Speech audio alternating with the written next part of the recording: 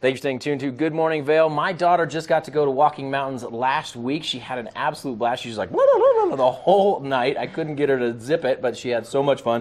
Peter Suneson and Pete Wadden, thank you very much for joining us from Walking Mountains. Thanks for being here.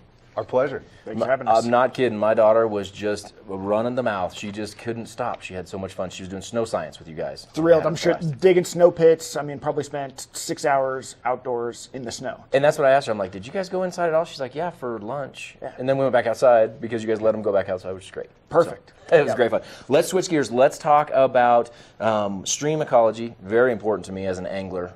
Same with Mark Sassy. Let's talk about beavers. Sometimes beavers get a bad rap in the stream ecology world. We're going to talk about it briefly, 4 minutes here, but you have a talk coming today about it. Yeah, today at noon at the Grandview Room at Lion's Head, we're going to be giving away some free lunch and talking about beavers and the habitat they create, how they affect stream ecology, largely benefit it. But as you hinted at, they are pretty industrious creatures, and being that humans are as well, we sometimes run into conflict with them flooding human infrastructure and property and things like that. And there are, and we'll be talking about some of the ways that we can deal with that as well.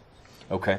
And Peter, you mentioned off camera this is a relatively small one. We've got a beaver that's 75 pounds in the homestake drainage-ish. So we were talking, beavers have made a pretty incredible comeback in Colorado, and Homestake Creek, just south of Minturn, has, we camp around there all the time, and we see some big beaver down there, and you can also tell they've kind of created those braided meanders through the creek, and like you were saying, it's changed in just the time that you've been here, that beavers have really created a habitat which serves them well, and it's, close. We get to watch them go about their business, so it's pretty neat to see them in the wild. Well, in the general stream ecology, it not just benefits the beavers, it benefits lots, almost everything. Exactly, and this is kind of, what Pete's going to be talking about today at the Grandview Room. It's kind of in the greater scheme of Gore Creek health, the Eagle River health, kind of looking to, interact with the creeks and the streams in a different way where we can use a tool as a beaver to kind of impact that watershed health and stream health.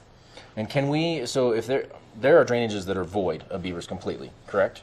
Yeah, there are probably still some. Smaller drainages. Yeah, small drainages. If we've got sedimentation problems, if we've got inflow of, some sort of nasty water coming into a bigger drainage like the Gore, like the Eagle, can we put beavers in there? Conceivably, yes. They breed pretty quickly. They're rodents. They're North America's largest rodent. So they tend to get around pretty well on their own. But humans have reintroduced them in places and seen ecological benefits from the reintroduction of beavers to some of those creeks. Now, talk to me about territories. Are they familial? Do they kick people out, the kits out eventually? What happens? Yeah, they are familial. They will have sometimes up to 3 generations living in the same lodge in the same pond. But once the young get to a certain age and a certain size, maybe about as big as this guy or a little bigger, they do tend to get sent along their way and sent off to go build their own dam and find their own territory. Now, do they stay in the same drainage, or do they leave the drainage altogether? They may stay in the same one, or they may move to a tributary of the creek that they're on, or move to a main waterway that's nearby. Okay. We've got a really neat, kind of mixed habitat just south of our campus in Avon, and we have multiple beaver, lots of beaver activity in what we think are multiple lodges that look like it could have been those generations that have kicked them out and, kind of moved farther down the stream. So, we get to see them, your daughter might have seen that on the snow science program. There are aspen. There's almost a 1/4 acre field of aspen that have just been wiped out kind of on the lower edge of our property. And we see the dams, we see the terracing. It's absolutely incredible. That is incredible. Tell me one more time about the event today, the speaking today. Yeah, it's in Vail today. It's at noon. We'll be talking about beavers and the habitat they create. It's at the Grandview Room on top of Lion's Head parking structure, and we've got free food for anyone who comes. Fantastic. And if you want to give them a call, 479-2144, 479-2144. You can always learn more about beavers. We all need to learn more about beavers. We're going to take it to Mark in just a second.